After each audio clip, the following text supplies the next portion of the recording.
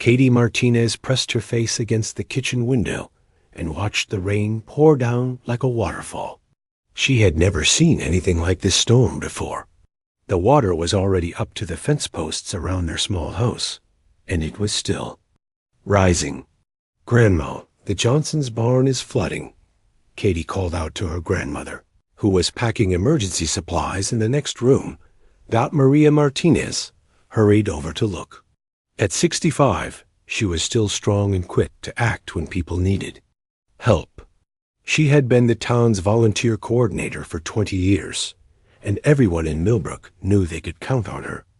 "We need to check if there are any animals trapped in there," Maria said, grabbing her raincoat. "Katie, you stay here where it's safe." But Katie was already putting on her boots. At 13, she was tall for her age, and just as stubborn as her grandmother. "I'm coming with you, Grandma. You taught me that we help people when they're in trouble. Animals count too." Maria looked at her granddaughter's determined face and sighed. Katie had been living with her for 3 years now, ever since her parents died in a car accident. The girl had her mother's kind heart and her father's brave spirit. Sometimes that combination worried Maria, but today she was proud of it. They waded through the muddy water toward the old red barn. The storm had been going for 6 hours now, and the Weather Service was calling it the worst flood in 100 years. The small farming town was used to dealing with bad weather, but this was different. This was dangerous. The barn door was stuck, so Katie squeezed through a gap in the wooden boards. Inside, she could hear frightened animals making noise. 3 chickens were perched on a high shelf, and an old goat was standing on a pile of hay bales, looking very unhappy about getting its feet wet. "I found them, Grandma," Katie called out. "They're scared, but they're okay." Maria helped her get the animals out to higher ground. They were heading back to check for more when Katie heard something strange. It was a sound she had never heard before, like someone singing a sad song, but not quite human. "Do you hear that?" Katie asked, stopping in the middle of the muddy field. Maria listened, but shook her head. "Just the wind and rain, honey. Come on, we need to get back." But Katie could definitely hear it. The sound was coming from the direction of the old Miller farm, where no one had lived for years. It sounded like crying, but musical at the same time. Something about it made her chest feel tight with worry. "I have to check something," Katie said, already walking toward the abandoned property. "Katie, no. It's too dangerous," Maria called. But her granddaughter was already splashing through the floodwater toward the broken-down fence. The crying sound got louder as Katie got closer to the old barn. This building was in much worse shape than the Johnson place. Half the roof had fallen in years ago, and now the floodwater was rushing through it like a river. Katie climbed over fallen boards and pushed through tall weeds that grabbed at her clothes. The sound was definitely coming from inside the ruins. She squeezed through a hole in the wall and found herself in what used to be the main part of the barn. That's when she saw a dot at first. Katie thought her eyes were playing tricks on her. Trapped under a fallen beam was something that looked like a large cat, but it definitely wasn't a cat. Its skin seemed to shine with colors that changed when she moved her head. Purple, then silver, then purple again. It had what looked like small wings folded against its back, and its eyes were bright gold like the sun. The creature looked at her and made that musical crying sound again. Katie's heart almost stopped. This was nothing like any animal she had ever seen, but she could tell it was hurt and scared. One of its back legs was pinned under the heavy wooden beam, and there were small cuts on its strange, beautiful skin. "Oh, you poor thing," Katie whispered, moving closer. "Don't be afraid. I'm going to help you." The creature stopped crying and tilted its head, watching her with those incredible golden eyes. Katie had the strangest feeling that it understood what she was saying. She tried to lift the beam, but it was too heavy. The water was getting deeper, and she realized that if she didn't do something fast, the creature would drown. Katie looked around and found a long piece of wood that she could use as a lever. "This might hurt a little, but I have to get you out of there," she told the creature. Positioning the wood under the beam, Katie pushed down with all her strength. The beam moved, just enough for the creature to pull its leg free. It immediately tried to stand, but fell over with a soft whimper. Its leg was hurt, but at least it was free. Without thinking twice, Katie took off her jacket and wrapped it around the shivering creature. It was surprisingly light, no heavier than her grandmother's cat. The creature looked up at her with those amazing eyes and made a soft sound that somehow felt like, "Thank you. I've got you," Katie said gently. "You're safe now." She carried the creature out of the flooded barn and back toward her house, keeping it hidden under her jacket. Maria was waiting for her with a very worried expression. "Katie Martinez, you scared me to death. What were you thinking, running off like that?" "I'm sorry, Grandma. I heard something that needed help." Maria was about to scold her more when she noticed the way Katie was holding her jacket. "What do you have there?" Katie looked down at the creature in her arms, then back at her grandmother. How could she possibly explain this? Who would believe that she had just rescued what looked like a tiny dragon from a flood? "Something that was drowning," Katie said simply. "Can we go home now? I think it needs somewhere warm and dry." Maria could see that her granddaughter was hiding something, but the storm was getting worse, and they needed to get back to safety. Whatever Katie had found, they could deal with it once they were out of the flood. As they walked back through the rising water, Katie felt the creature move slightly in her arms. It was looking up at her with those golden eyes, and she had the strangest feeling that this moment was going to change everything. She had no idea how right she was. Katie waited until her grandmother was asleep before she snuck down to the basement. She had managed to hide the creature in her room for the rest of the day, but she knew it needed a better place to recover. The old root cellar was perfect, warm, dry, and private. She had already brought down some old blankets, a bowl of water, and different kinds of food to see what the creature might eat. Apples, crackers, some leftover chicken, and even a can of tuna fish. She had no idea what. Something like this would want to eat. The creature was awake when she came down the stairs. It was sitting up on the pile of blankets, looking much better than it had that afternoon. The cuts on its skin seemed to be healing already, which was amazing. The injured leg was still tender, but the creature could put some weight on it now. "Hello." "There," Katie whispered, sitting down a few feet away. "Are you feeling better?" The creature tilted its head and made a soft, trilling sound. Then it looked at the food she had brought and carefully moved toward the apple slices. It sniffed them first, then took a small bite.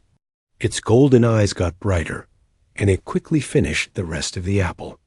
"So you like fruit," Katie said with a smile. "That's good to know."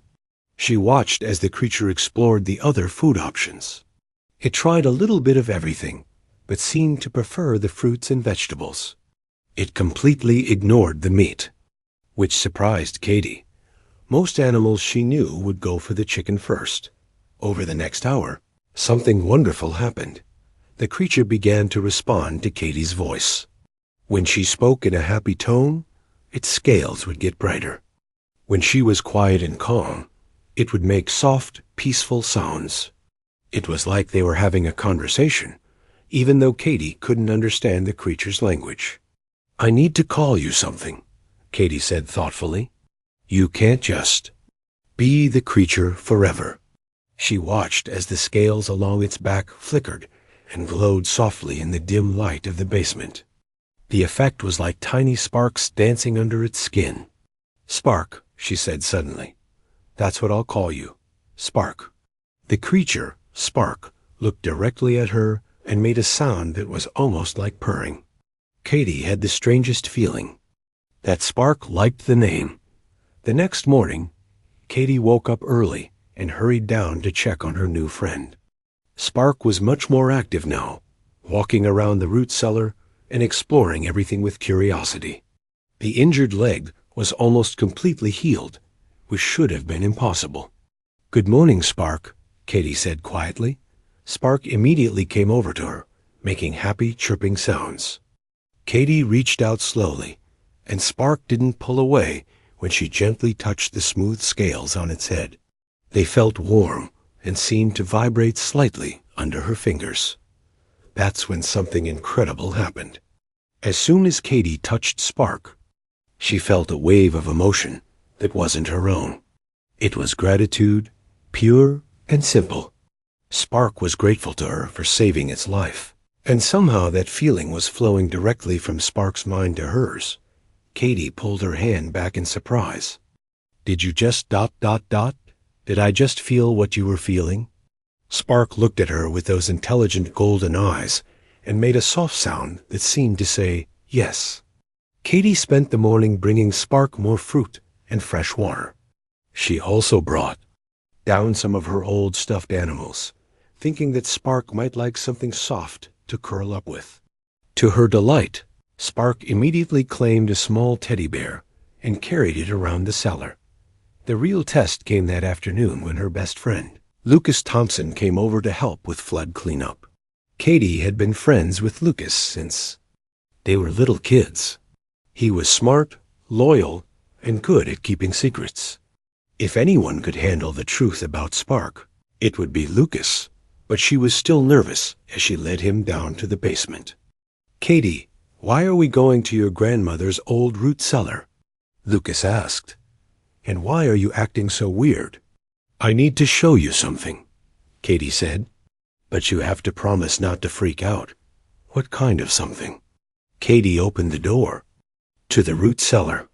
Spark was curled up on the blankets with the teddy bear, but it looked up when they came in. For a moment, nobody moved. Lucas stared at Spark. Spark stared back at Lucas. Katie held her breath. "Katie," Lucas said very slowly, "what exactly is that?" "This is Spark," Katie said. "I found him during the flood. He was trapped and hurt, so I brought him home." "Katie, that's not a dog or a cat or anything normal. That thing has scales and wings." "I know what he looks like, Lucas, but he needed help." Spark must have sensed the tension in the room because it stood up and moved closer to Katie, making worried sounds. As soon as it did, Katie felt that strange emotional connection again. Spark was nervous about the new person and was looking to Katie for reassurance. "It's okay, Spark," Katie said gently. "Lucas is my friend. He's safe." She reached out and touched Spark's head again. Immediately, she felt calmer, and somehow she knew that Spark was feeling calmer too. The effect was so strong that even Lucas noticed the change in the room's atmosphere. "Okay, that was weird," Lucas said. "It's like the air just got peaceful or something." "Spark can share emotions," Katie explained. "When I touch him, I can feel what he's feeling, and I think he can feel what I'm feeling too." Lucas moved a little closer, his scientific curiosity overcoming his fear. Can I try touching it? Him, I mean." Katie looked at Spark. "What do you think, buddy? Want to meet Lucas?" Spark considered for a moment, then walked over to Lucas and sat down in front of him. Lucas very carefully reached out and touched the smooth scales on Spark's back. Lucas's eyes went wide. "Whoa, it's like..." He's happy, but also a little scared. "And there's something else. Something like ... homesickness?" "You can feel it too?" Katie asked excitedly. "Yeah, but how is that possible?" They spent the rest of the afternoon getting to know Spark better. They discovered that he was incredibly smart. He could understand complex sentences and seemed to recognize the difference between questions and statements. When Katie asked him to show them his wings, he carefully spread them out. The wing membranes were thin and beautiful, with colors that shifted like oil on water. Lucas, who was good with math and science, became fascinated with trying to figure out how Spark's emotional abilities worked. "It's like he's some kind of telepathic creature," he said, "but not telepathy for thoughts, just for feelings." Katie was more interested in making sure Spark felt safe and comfortable. She brought down more blankets and pillows, and even a small radio, so he wouldn't get lonely when she wasn't there. As the sun set, the three friends sat together in the root cellar. Spark was curled up between Katie and Lucas, purring softly. Katie felt completely peaceful, and she knew that both Lucas and Spark felt the same way. "We can't keep this secret forever," Lucas said quietly. "Someone's going to find out eventually." "I know," Katie replied. "But for now, I just want to make sure he's safe." "Do you think he's from around here?" Lucas asked. "I mean, I've never seen anything like him in any book or on any nature show." Katie looked down at Spark, who was almost asleep in her lap. She had been wondering the same thing. Where had he come from? How had he ended up trapped in that old barn? "I don't think he's from Earth," she said finally. Lucas nodded slowly. "Yeah, me neither." They sat in comfortable silence for a while, each lost in their own thoughts. None of them knew that high above their small town, invisible ships were scanning the area with increasingly desperate intensity, searching for something very precious that had been lost in the storm. High above the clouds, Commander Vex Thornwing stood on the bridge of his ship and stared at the storm-covered landscape below. He was 8 feet tall, with silver and blue scales that marked him as one of the elite guards of the Draconian Imperium. His hands, which could crush steel, were shaking with worry. "Any sign of the prince?" He asked his scanner operator for the 100th time in the past day. "Nothing, sir. The storm interfered with our sensors when he fell. We lost his signal completely." Vex closed his eyes and tried to control his fear. Prince Zephyr was not just any young Draconian. He was the youngest son of the Emperor, barely past his first century of life. In human terms, he was just a child who had been lost during what should have been a routine observation mission to Earth. The Draconians had been watching Earth for 50 years, studying the strange little species that lived there. Humans were interesting creatures, violent and peaceful, selfish and generous, often at the same time. The Imperial Council couldn't decide if they were a threat or just an oddity. Prince Zephyr had begged to come on this mission. He was fascinated by human behavior and wanted to see them up close. The Emperor had finally agreed, thinking that a simple atmospheric survey would be safe enough for his youngest son. Then the unexpected storm had hit.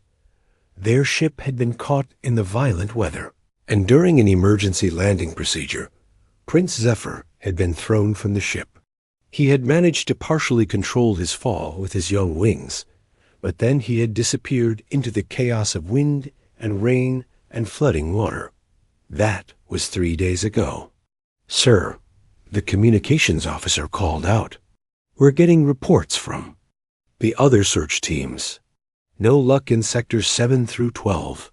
Vex clenched his jaw.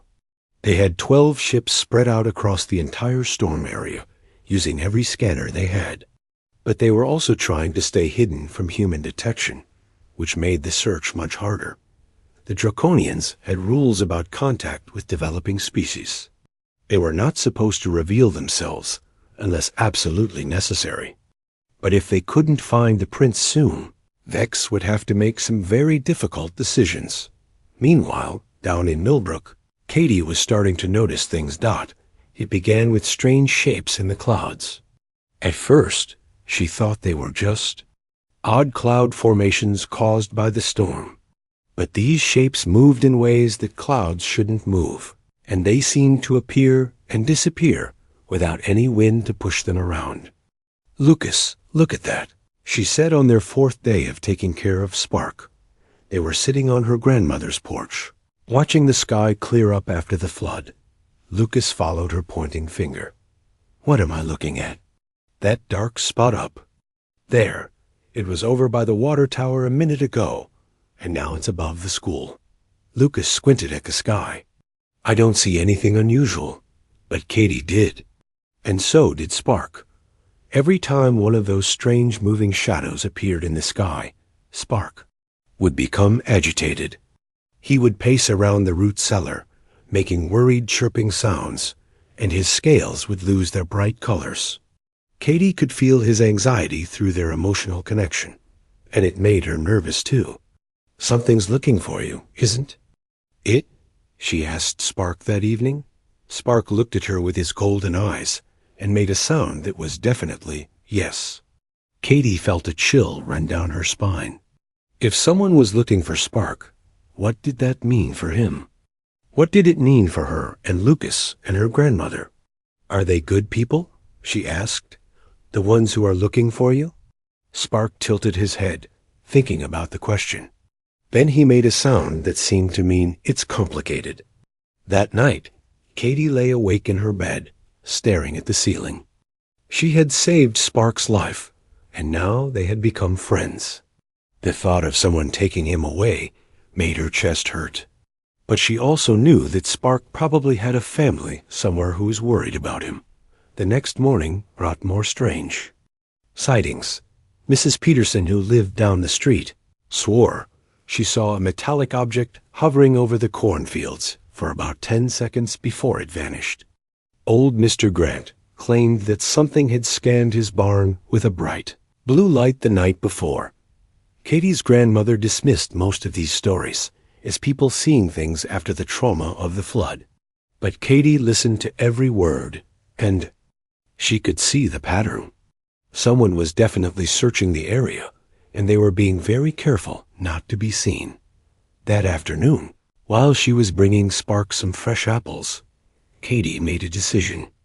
Spark, I need to ask you something important, she said. Sitting cross-legged on the floor of the root cellar, Spark came over and sat in front of her, giving her his full attention. The people looking for you, are they your family? Spark made a sound that meant yes. And you want to go home to them? This time, Spark was quiet for a long moment. Then he made a sound that was harder to interpret. It seemed to mean yes, but ... Katie reached out and touched his head, feeling the flood of emotions that came with the contact. Spark did want to go home, but he was also afraid. Not afraid of his family, but afraid of leaving Katie. He had bonded with the human girl who had saved his life, and the thought of never seeing her again made him sad. Oh, Spark, Katie whispered, feeling tears in her eyes. I don't want you to go either, but I can't keep you if your family is looking for you. They must be so worried. She could feel Spark's conflicted emotions mixing with her own. They both wanted to stay together, but they both knew it wasn't fair to keep Spark's family wondering if he was alive or dead. That evening, Katie called Lucas and asked him to come over. When he arrived, she explained what she had decided to do. You want to what? Lucas asked, staring at her like she had lost her mind. I want to make contact with whoever is looking for Spark. I want to let them know he's safe. Katie, these could be dangerous aliens with ray guns and death rays and stuff like that. Or they could be worried parents looking for their lost child, Katie pointed out. Think about it, Lucas. If you were lost and hurt, wouldn't you want your family to find you? Lucas looked down at Spark, who was sitting quietly between them. I guess so. But how are you going to contact them? It's not like they're in the phone book. Katie had been thinking about that problem all day. Remember when we studied radio waves in science class? Mr. Davis said that radio signals can travel really far, even into space. You want to try to radio an alien spaceship? It's worth a try, Lucas sighed. Okay, let's say this crazy plan actually works. What are you going to say to them? Katie had been thinking about that too. The truth.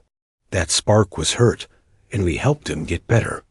And we're his friends, and we want to make sure he gets home safely. And what if they don't believe you? What if they think we kidnapped him? Or something? Then Spark will have to tell them the truth. They spent the rest of the evening planning. Lucas, who was good with electronics, thought he could modify Katie's grandfather's old ham radio to broadcast on different frequencies.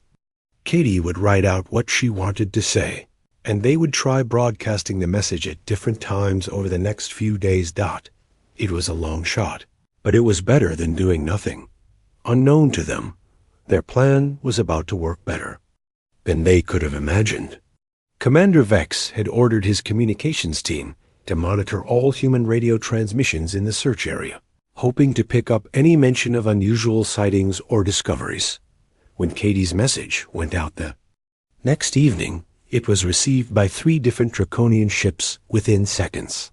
"Commander," the communications officer called out urgently, "you need to hear this."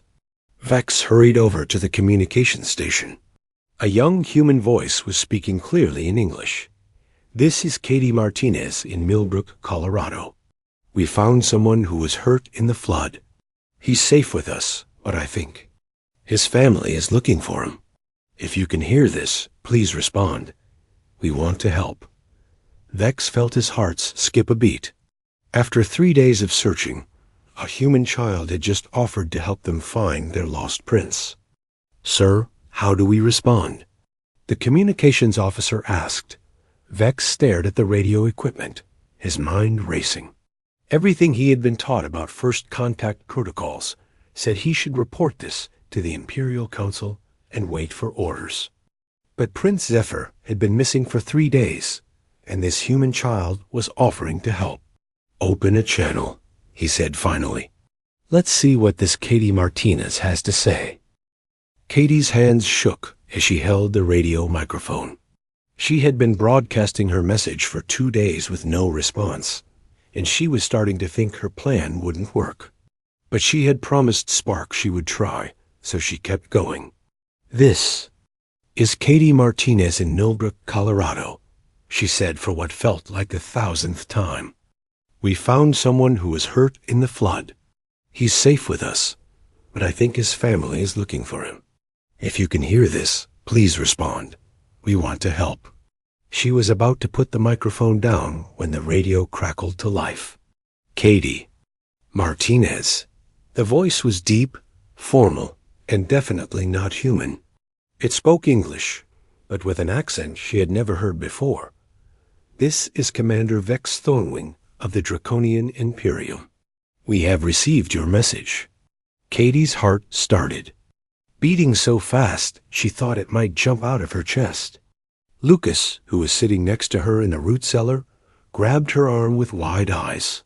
"You're really there," Katie whispered into the microphone. "Yes, we are here. You said you found someone who was hurt. Can you describe this individual?" Katie looked down at Spark, who was sitting very still and listening to every word. His golden eyes seemed to recognize the voice on the radio. "He's about the size of a large cat," Katie said carefully. "He has scales that change color between purple and silver, golden eyes, small wings. He was trapped under some wood in an old barn during the flood." There was a long pause on the other end of the radio. When the voice came back, it sounded different. Relieved. "Is he safe? Is he injured?" "He's safe. He was hurt when I found him, but he's much better now. He's right here with me." May we speak with him?" Katie held the microphone close to Spark. "Spark, do you want to talk to them?" Spark made a series of musical sounds that were much more complex than his usual chirps and trills. They sounded like a real language, flowing, and beautiful like wind chimes in a gentle breeze. The response from the radio was immediate. The voice on the other end said something in the same musical language, and Katie could hear the emotion in it, even though she didn't understand the words. Spark responded with more complex sounds, and Katie felt a wave of mixed emotions through their connection. Joy, relief, but also worry and sadness. "He is telling us that you saved his life," Commander Vex said, switching back to English. "He says you have been kind to him, and that he considers you a friend." "We are friends, Katie," said firmly. But I know he misses his family. Katie Martinez, I must ask you something important. Why did you help him? Why did you risk your safety for a being you had never seen before? Katie was quiet for a moment, thinking about the question. Because he needed help. It doesn't matter what he looks like or where he comes from. He was hurt and scared, and I couldn't just leave him there. Another long pause. Then Commander Vex said, "We would like to meet with you to arrange his return to his family. Would you be willing to meet with us?" Lucas shook his head frantically and mouthed, "No way," at Katie. But Katie was thinking about Spark and how much he wanted to go home. "Where and when?" she asked. "Tomorrow at sunset, in the field where you found him. Come alone." "No," Katie said quickly. "I'm not coming alone. My friend Lucas has been helping me take care of Spark, and my grandmother needs to know what's happening. If you want to meet, they come with me." "Katie," Lucas whispered urgently, "what are you doing?" "Katie Martinez, this is a very unusual situation," Commander Vex said. "We do not normally make contact with your species." "Well, this isn't a normal situation," Katie replied. "You lost someone and I found him. We're going to work together to make sure he gets home safely, but I'm not doing it alone." She could hear what sounded like other voices talking in the background on the radio. Finally, Commander Vex came back on. "Very well. You may bring your friend and your grandmother. But you must understand, this meeting must remain secret. No one else can know about it." "I understand. But I have one more condition." "What is your condition?" "You have to promise that you won't hurt us. We're trying to help, and we don't deserve to be hurt for doing the right thing." "Katie Martinez, you have my word as a commander of the Draconian Imperium. No harm will come to you or your companions." That evening, Katie sat with her grandmother in the kitchen and tried to explain everything. Maria Martinez listened to the whole story without interrupting, her face getting more worried with each detail. "Let me see if I understand this correctly," Maria said when Katie was finished. "You rescued what you believe is an alien creature from the flood. You've been hiding him in my root cellar. You made radio contact with his people, and now you want to meet with them tomorrow to give him back." "That's right, Grandma." "Katie, this is the most dangerous thing you've ever done, but it's also the right thing to do." Maria looked at her granddaughter's determined face and sighed. "Your parents would be proud of you and terrified at the same time. So you'll come with me?" "Of course I'm coming with you. Someone needs to make sure you don't get yourself killed being heroic." The next day passed slowly. Katie spent most of it with Spark, trying to prepare him for going home. She could feel his mixed emotions. He was excited to see his family again, but sad to leave his human friends. "I'm going to miss you too," Katie told him, fighting back tears. "But you belong with your own people." As the sun started to set, Katie, Lucas, and Maria made their way to the field where Katie had first found Spark. Katie carried Spark in her arms, wrapped in a clean blanket. They didn't have to wait long. The ship appeared so suddenly that Lucas jumped and grabbed Katie's arm. One moment the sky was empty, and the next moment a sleek silver vehicle was hovering silently 20 feet above the ground. It was beautiful and frightening at the same time, like a work of art that could probably destroy their entire town. If it wanted to, the ship landed with barely a sound, and a door opened in its side. Commander Vex stepped out, and Katie's breath caught in her throat. He was massive, at least 8 feet tall and powerfully built. His scales were silver and blue, and they seemed to shimmer in the fading sunlight. His face was noble and intelligent, with features that were reptilian but not frightening. His golden eyes, so much like Spark's, were focused entirely on Katie. "Katie Martinez," he said, his deep voice carrying clearly across the field. "Commander Vex," Katie replied, surprised that her voice sounded steady. Spark wiggled in her arms. chirping excitedly. Commander Vex's stern expression softened immediately. "Prince Zephyr," he said, and Katie could hear the relief and love in his voice. "Prince?"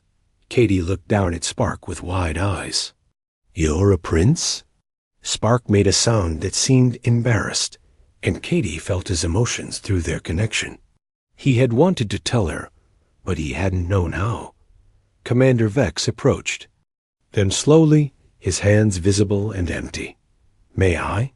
he asked, gesturing toward Spark. Katie hesitated for just a moment, then carefully handed Spark over to the commander. The big alien held the small creature gently, and Katie could see that he was trying very hard not to cry. "We thought we had lost you," Commander Vex said softly to Spark. Spark chirped back, and then looked over at Katie. He made more of his musical sounds, gesturing toward her with one small wing. "He is telling me about everything you did for him," Commander Vex said to Katie. "How you freed him from the debris, how you cared for his injuries, how you gave him food and comfort and friendship." "Anyone would have done the same thing," Katie said. Commander Vex looked at her with an expression she couldn't quite read. "No, Katie Martinez, not anyone would have done what you did. You risked your own safety to save a creature you had never seen before. You asked for nothing in return. You even contacted us to make sure he could return home, knowing that we might be dangerous to you. It was the right thing to do. Yes, it was. And that is why I must ask you something that may seem very strange." Katie waited, feeling nervous. "The Draconian Imperium has been watching your species for many years. We have been trying to decide whether humans are ready to join the greater galactic community. Your actions over the past week have shown me something remarkable about your people." "What do you mean?" Commander Vex looked at Maria and Lucas, then back at Katie. "I mean that a 13-year-old human girl has just demonstrated the kind of courage and compassion that we value most in our allies. I would like permission to recommend to the Imperial Council that we begin formal diplomatic relations with Earth, with you serving as one of our first points of contact." Katie's mouth fell open. "You want me to be an ambassador?" "I want you to continue being exactly what you are, a bridge between our peoples, built on friendship and mutual respect." Spark chirped urgently and struggled to get down from Commander Vex's arms. The commander set him on the ground, and Spark immediately ran to Katie, climbing up her leg until she picked him up. "He does not want to say goodbye either, Commander," Vex said with a smile. "Perhaps we can arrange for visits." Katie hugged Spark tightly, feeling his contentment through their emotional connection. Everything had worked out better than she had ever hoped. "You really mean it?" she asked Commander Vex. "Spark can visit us?" "Prince Zephyr has made it very clear that he considers you family now," Commander Vex said. "In Draconian culture, family bonds are sacred. We would not dream of separating."